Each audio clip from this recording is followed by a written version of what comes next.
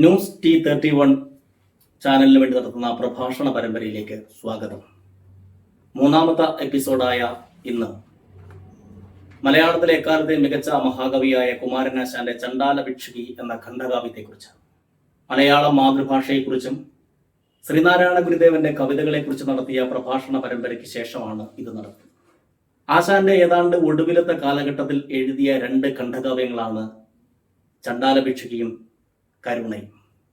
കൃത്യമായി പറഞ്ഞാൽ 1922 ഡിസംബർ മാസത്തിലാണ് ഉള്ളൂർ എസ് പരമേശ്വരയ്യരുടെ അവതാരികയോടൊപ്പം പുറത്തു വന്ന ഖണ്ഡകാവ്യമാണ് ചണ്ടാല ഭിക്ഷുകി. നമുക്കറിയാം, ആശാന് ബൗദ്ധ ദർശനങ്ങളുടെയും ബൗദ്ധ പാരമ്പര്യത്തിന്റെയും വല്ലാത്ത അറിവുള്ള ആളായിരുന്നു. എടി നടന്നുകൊണ്ടിരുന്ന ലൈറ്റ് ഓഫ് ഏഷ്യയെ ശ്രീബുദ്ധ ചരിതം കവിതയാക്കി മാറ്റിയിട്ടുണ്ട്. അതുപോലെ തന്നെ ചണ്ടാല ഭിക്ഷുകിയിലെയും കരുണയിലെയും പ്രമേയം ബൗദ്ധ ദർശനങ്ങളുമായി ബന്ധപ്പെട്ടതാണ്. കരുണ എന്ന ഖണ്ഡകാവ്യം ഡോക്ടർ പോൾ കാരസിന്റെ ദ ഗോസ്പൽ ഓഫ് ബുദ്ധിസം എന്ന കൃതിയെ ആസ്പദമാക്കി, അതുപോലെ ദ എസൻസ് ഓഫ് ബുദ്ധിസം എന്ന കൃതിയെ ആസ്പദമാക്കിയും ഇന്ത്യയുടെ വിശ്വമഹാകവിയായ രവീന്ദ്രനാഥ ടാഗോറിന്റെ ചണ്ടാലിനി എന്ന നാടകത്തെ സ്വാധീനമൊക്കെ കൊണ്ട് രചിക്കപ്പെട്ട ഏറ്റവും വിസ്തൃതമായ ഒരു ഖണ്ഡകാവ്യമാണ് ചണ്ടാല ഭിക്ഷുകി. 4 ഭാഗങ്ങളിലായിട്ടാണ് ആശാൻ ചണ്ടാല ഭിക്ഷുകിയുടെ കഥ പറഞ്ഞു പോകുന്നത്. 2500 വർഷങ്ങൾക്ക് മുമ്പ് ഉത്തരേന്ത്യയിലെ ലക്നൌവിനടുത്തുള്ള ശ്രാവസ്തി എന്ന സ്ഥലത്ത് ശ്രീബുദ്ധൻ ജീവിച്ചിരുന്നതായി പറയുന്നുണ്ട്. അവിടെ നടക്കുന്ന ഒരു കഥയുടെ അടിസ്ഥാനത്തിലാണ് കുമാരനാശാൻ ചണ്ടാല ഭിക്ഷുകി എഴുതപ്പെട്ടിട്ടുള്ളത്. ഒരു വേനലിന്റെ അനുഭവ പശ്ചാത്തലത്തെ അവതരിപ്പിച്ചുകൊണ്ടാണ് കവിത ആരംഭിക്കുന്നത്. 2500 വർഷങ്ങൾക്ക് മുമ്പ് നടന്ന ഒരു കഥയെന്ന് ആശാൻ ആമുഖത്തിൽ അതിന്റെ ആദ്യ ഭാഗത്ത് പറയുന്നുണ്ട്. പണ്ടുത്തര ഹിന്ദുസ്ഥാനത്തിൽ വൻപുകൾ കൊണ്ട ശ്രാവസ്തിക്കടുത്തോരൂരിൽ 2500 വെയിൽ കൊണ്ടെങ്ങും വാകകൾ പൂക്കും നാളിൽ. ഇങ്ങനെ മനോഹരമായിട്ട് ആണ് കവിത ആരംഭിക്കുന്നത്. ഏതാണ്ട് കരുണയിലേതുപോലെ തന്നെ അനുപമ കൃപാനിധി അഖില ബാന്ധവൻ ശക്യ ജിനദേവൻ ധർമ്മരശ്മി ചൊരിയും നാളിൽ ഉത്തര മധുരാപുരിക്കുത്തരൂപാന്തത്തിലുള്ള വിസ്തൃത രാജവീതി തൻ കിഴക്കരികിൽ എന്ന് പറയുന്നത് പോലെ തന്നെ ചണ്ടാല ഭിക്ഷുകിയും ആരംഭിക്കുക. ഇങ്ങനെയുള്ള ആ വേനലിന്റെ പശ്ചാത്തലത്തിൽ, വലിയ വറുതിയുടെ പശ്ചാത്തലത്തിൽ ആനന്ദ ഭിക്ഷു എന്ന യുവകോമളനായ ബുദ്ധ സന്യാസി, ശ്രീബുദ്ധന്റെ ഏറ്റവും പ്രിയപ്പെട്ട 10 ശിഷ്യന്മാരിൽ ഏറ്റവും ഗണനീയനായിട്ടുള്ള ആളാണ് ആനന്ദ ഭിക്ഷു. ബുദ്ധന്റെ ത്രിപിടകൾ വായിക്കുമ്പോൾ നമുക്കറിയാം, അത് ഞാൻ ഇങ്ങനെ കേട്ടു എന്നാണ് ത്രിപിടകൾ ശേഖരിക്കപ്പെട്ടിരിക്കുന്നത്. ബുദ്ധന്റെ വചനങ്ങൾ ബുദ്ധന്റെ അടുത്ത് നിന്ന് ഉഗ്രശ്രവസ്സായിട്ട് നല്ല കേൾവി ശക്തി ഉള്ളവനായിട്ട് കേട്ടവനാണ് ആനന്ദ ഭിക്ഷു. അതാണ് ത്രിപിടകൾ. അങ്ങനെയുള്ള ആനന്ദ ഭിക്ഷു ഒരു ശ്രാവസ്തി എന്ന സ്ഥലത്ത് ദാഹമേറി വന്ന് നിൽക്കുന്നതും ഗ്രാമത്തിൻ പുറത്തങ്ങു വസിക്കുന്ന ചാമർ നായകന്റെ കിടാത്തിയായ മാതങ്കി എന്ന ചണ്ടാല യുവതിയെ കാണുന്നതും അവളോട്, നമുക്കറിയാവുന്ന കഥയാണ്, അവളോട് വെള്ളം ചോദിക്കുന്നതും, ഞാൻ ജാതി താഴ്ന്നവളാണ്, അതുകൊണ്ട് എനിക്ക് വെള്ളം തരാൻ പാടില്ല എന്ന് മാതങ്കി പറയുന്നതും, ഞാൻ ജാതി ചോദിച്ചിട്ടില്ല, ഞാൻ എൻ്റെ തൊണ്ട വരണ്ട, നാവു വരണ്ടകോ, നിന്നോട് വെള്ളം മാത്രമാണ് ചോദിച്ചതെന്നും പറയുന്നു. ദാഹിക്കുന്നു ഭഗിനി കൃപാരസ മോഹനം തണ്ണീർ തരുതാശു. അപ്പോഴാണ് അവൾ പറയുന്നത്, അല്ലല്ലെന്ത് കഥ ഇത് കഷ്ടമേ, അല്ലലാലങ്ങു ജാതി മറന്നുപോയോ എന്ന് ചോദിക്കും. നീചദാരിതൻ ജലം കോരി ആചമിക്കുമോ ചൊല്ലെഴുമാര്യന്മാർ. ആ ഭാഗമൊക്കെ നമുക്ക് വളരെ മനോഹരമായ ആശാൻ എഴുതിയിരിക്കുന്ന വരികളൊക്കെ അറിയാവുന്നതാണ്. ഏറ്റവും ഒടുവിൽ, പിന്നെ തർക്കം പറഞ്ഞില്ലയോ മനാൾ തന്നിയാണവൾ കല്ലല്ലിരുമ്പല്ല.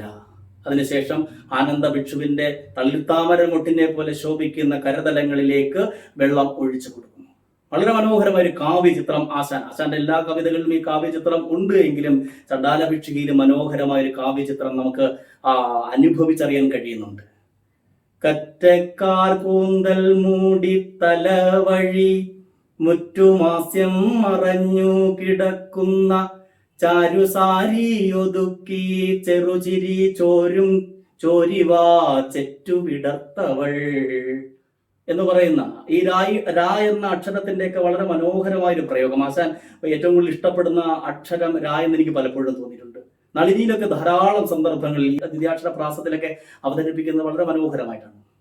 നളിനിക്ക് ദിവാകര ദർശനം ഉണ്ടാകുന്ന സമയത്ത് നളിനി തന്റെ അന്തർഗതം ദിവാകരനോട് വെളിപ്പെടുത്തുന്ന സന്ദർഭം ആര്യ മുൻ പരിചയങ്ങൾ നൽകിടും ധൈര്യമാർന്നു പറയുന്നു മദ്ഗതം കാര്യമിന്നതേ കേൾക്കുമോ കനിഞ്ഞാര്യമാകിലും അനാര്യമാകിലും ഭാരമുള്ളിലഴലായി ജീവിതം ഭാരമായി പറയാതൊഴുക്കിൽ തീരുകില്ല ധരയിൽ ഭവാൻ ഒഴിഞ്ഞാരുമില്ലിതും ഇവൾക്കു കേൾക്കുവാൻ എന്നിങ്ങനെയുള്ള ആ പ്രയോഗങ്ങളൊക്കെ നമ്മൾ കേട്ടിട്ടുണ്ട്. വെള്ളം കൊടുത്തതിന് ശേഷം ആനന്ദ ഭിക്ഷു ഈ മാതംഗിയോട് പറയുന്ന വാക്കുകൾ, അതുവരെ താൻ അനുഭവിക്കാത്ത ജീവിതത്തിന്റെ സഫലതകൾ മാതംഗി അനുഭവിക്കുകയാണ്, സമകാലത്തിലും പ്രസിദ്ധമായി മാറുകയാണ്.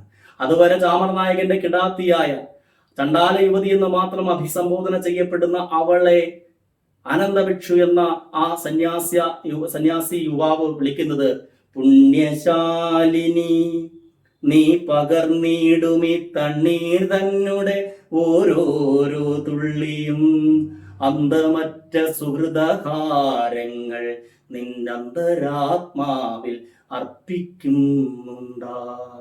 ആനന്ദഭിക്ഷുവിന്റെ ഈ വാക്കുകൾ കേട്ട് അതുവരെ ഉണ്ടായിരുന്ന മാതംഗിയുടെ മാനസികാവസ്ഥയ്ക്ക് വലിയ പരിവർത്തനം സംഭവിക്കുകയാണ്. ആനന്ദഭിക്ഷുവിനോട് അതിതീവ്രമായ പ്രണയം ഉണ്ടാവുകയാണ്.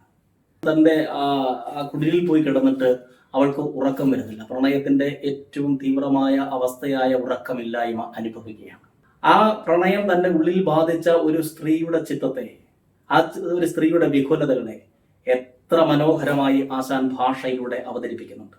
നെടുരാത്രി നീങ്ങാഞ്ഞു നിർവേദത്താൽ പിടയും തൻ ശയ്യയിൽ പേലവാങ്ങി ചടുതിയിൽ എഴുന്നേറ്റവളിരിക്കും ഉടനെ പോയി വാതിൽ തുറന്നു നോക്കും ഇരവിനെ നിന്ന് ശപിക്കും തന്നി തിരികെ കിടക്കയിൽ പോയി വീഴും.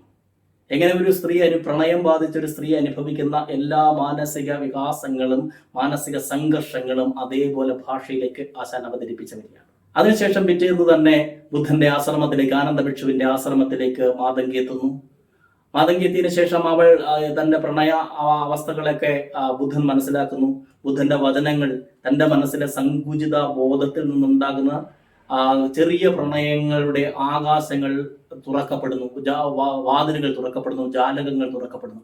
ലോകത്തെ മുഴുവൻ സ്നേഹിക്കാനും തൻ്റെ ഉള്ളിലെ സ്നേഹം പ്രകടിപ്പിക്കാനും എല്ലാ ജീവജാലങ്ങളോടും, ബഷീറൊക്കെ പറയുന്നത് പോലെ മുഴുവൻ ജീവജാലങ്ങളോടും തൻ്റെ പ്രണയം പ്രകടിപ്പിക്കുവാനും അവൾ സന്നദ്ധയാകുന്നു. തൻ്റെ മനസ്സിൽ സ്നേഹമാണ് അഖിലസാര മൂഴിയിൽ സ്നേഹത്തിൽ നിന്നുദിക്കുന്ന ലോകം സ്നേഹത്താൽ വൃദ്ധി തേടുന്നു. ചണ്ടാല ഭിക്ഷുവിനെ തന്നെ വരിയിൽ പറഞ്ഞാൽ അങ്ങനെ ലോകത്തെ മുഴുവൻ ഗാഠമായി പുണരാൻ ആഗ്രഹിക്കുകയാണ് ചണ്ടാലി. അവൾക്ക് അവിടെ വലിയ പ്രാധാന്യം ഉണ്ടാകുന്ന സമയത്ത് തന്നെ ബുദ്ധന്റെ തന്നെ ശിഷ്യനായ രാജാവാണ് ആ പ്രദേശം ഭരിക്കുന്നത്. പ്രസേനജിത്ത് എന്ന രാജാവ് ഭരിക്കുന്നു. അതിനുശേഷം ഈ ചാമർനായകന്റെ കിടാത്തിക്ക് വലിയ പ്രാധാന്യം കൊടുത്തത് കൊണ്ട് ഒരു കലഹം പോലെ ഉണ്ടാവുകയും പ്രസേനജിത്ത് എന്ന രാജാവ് ബുദ്ധന്റെ സന്നിധിയിൽ എത്തുകയും ചെയ്യുന്നു. അവിടെ നിന്നാണ് ആശാന്റെ വിപ്ലവാത്മകമായ വരികൾ നമ്മൾ കേട്ടിട്ടുള്ള ചണ്ടാലിതൻ മെയ്യ് ദിജന്റെ ബീജപിണ്ടത്തിനൂഷരമാണോ എന്നും നെല്ലിൻ ചുവട്ടിൽ മുളയ്ക്കും പുല്ലല്ല സാധു പുലയൻ എന്ന് പറയുന്ന വളരെ തീവ്രമായ അതിതീവ്രമായ വിപ്ലവാത്മകമായ വരികളൊക്കെ ഇതിനുണ്ട്. ഒടുവിൽ പ്രസേനജിത്തിനോട് സ്നേഹത്തിന്റെയും കാരുണ്യത്തിന്റെയും ദയയുടെയും സഹാനുഭൂതിയുടെയും വാക്കുകളിലൂടെ ബുദ്ധൻ പ്രസേനജിത്തിനെ പവിത്രീകരിക്കുകയാണ്. ഇന്നലെ ചെയ്തോരബദ്ധം മൂടർക്ക് ഇന്നത്തെ ആചാരമാകാം, നാളത്തെ ശാസ്ത്രമതാകാം, അതിൽ മുളായിക സമ്മതം രാജൻ. നമ്മുടെ നാട്ടിലെ ഒരു സാധാരണ ഭരണാധികാരികളോട് പറയുന്നത് പോലെ ബുദ്ധൻ പറയുകയാണ്. അങ്ങനെയാണ് കവിതയുടെ ഏതാണ്ട് ഈ കഥ അവസാനിക്കുകയാണ്. കുമാരനാശാന്റെ ഏറ്റവും മികച്ച കവിത ചണ്ടാലഭിക്ഷികയാണെന്ന് അഭിപ്രായപ്പെട്ടത് കേസരിയെ ബാലകൃഷ്ണപിള്ളയാണ്.